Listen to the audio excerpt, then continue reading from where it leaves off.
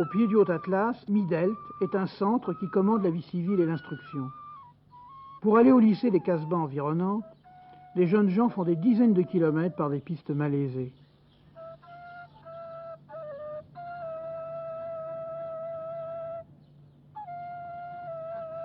Voici Mohamed, l'un d'entre eux, fils de cultivateur, qui nous a présenté au responsable de son village.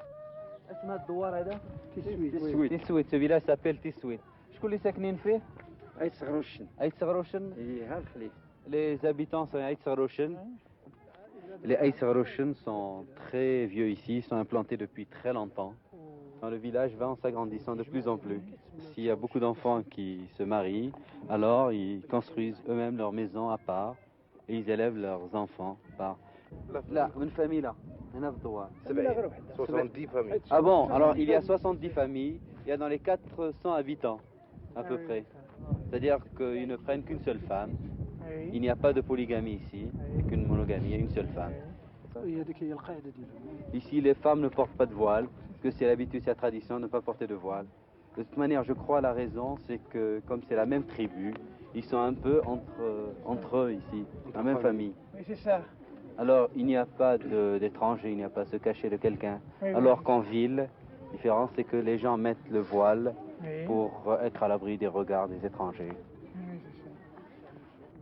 En général, ils se marient entre familles, c'est-à-dire les Aït-Saroshen entre eux. Mais il arrive quelquefois qu'il y ait c'est-à-dire des étrangers à ce village qui se marient, soit avec les filles, soit avec les garçons de ce village. Mais c'est rare. Non, disons en général, c'est de famille. Oui, mais en général, entre cousins, oui. C'est ça, oui. En général, c'est entre Se cousins. connaissent et surtout c'est... Je pense que je marie avec une fille d'ici. D'ici qui habite Oui, ici? d'ici, au doigt. C'est ça. Oui. Vous pensez que c'est votre papa ou votre maman qui vous la présenteront ou comment ça va se passer? Oui, ils ne veulent pas. Ils veulent Ils pas... ne veulent pas la fille étrangère.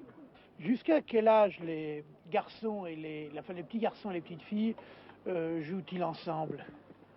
Ils jouent jusqu'à 12 ans. Est-ce qu'il y a beaucoup de filles qui vont à l'école? Ici? Oui. Non. Il Non, n'y pas a beaucoup. aucune. Aucune? Aucune. Mais elles vont quand même à l'école primaire.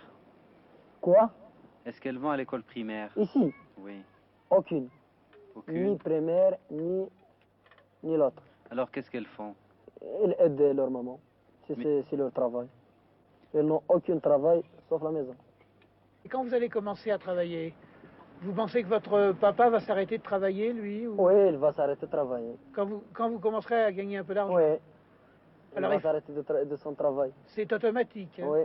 C'est la coutume. Hein? C'est la Ça vie. y est. Il prend sa retraite. Quoi. Oui. Alors vous, à ce moment-là, il faut que vous gagniez de l'argent pour votre papa, pour votre maman, et puis pour vos frères et sœurs. Oui. Inch'Allah. Oui. Pas d'étrangers. Il faut garder toutes les filles de la famille pour tous les garçons de la famille. Dans ce monde où tout travail se fait avec les bras, tout se porte à dos d'hommes ou sur des têtes de femmes, aucune puissance humaine ne doit être perdue. Les naissances sont des promesses de main-d'œuvre, une sécurité pour la vieillesse. Une famille qui donne en mariage une de ses filles réclame en compensation à la famille du jeune marié une autre femme, force de travail et de reproduction. Les enfants sont ainsi promis dès leur naissance. La dot n'est qu'une compensation matérielle dans le cas où il ne peut pas y avoir réciprocité dans l'échange. On dédommage alors la famille de la jeune fille que l'on vient ainsi d'affaiblir.